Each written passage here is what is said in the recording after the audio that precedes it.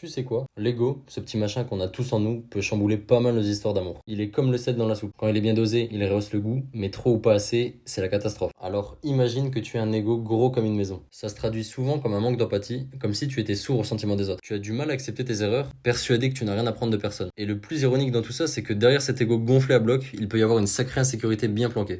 Et ça, en gros, c'est juste le sommet de l'iceberg. Il y a encore plein de soucis cachés. Mais ne te réjouis pas trop vite parce que si tu as un ego mini format, ce n'est pas vraiment mieux. Un petit ego, c'est comme avoir une piètre image de soi. Tu te retrouves à te sacrifier pour les autres, quitte à t'oublier toi-même. Et en vrai, tu peux avoir l'impression d'être un paillasson sur lequel tout le monde essuie ses pieds. Tu te mets en quatre pour faire plaisir aux autres, mais au final, tu te sens souvent vide et dévalorisé. Bref, l'ego, c'est un truc vraiment compliqué. Mais en gros, l'idée, c'est de comprendre comment il influence nos relations amoureuses et de trouver comment le garder sous contrôle. C'est super important d'en parler, de voir comment on se comporte et chercher comment on peut améliorer les choses. Tu vois, c'est un peu comme si on essayait de dresser un chien déchaîné. Il faut de la patience, de la compréhension et beaucoup d'amour pour soi-même. J'espère vraiment que tu as apprécié le format et si c'est le cas, bah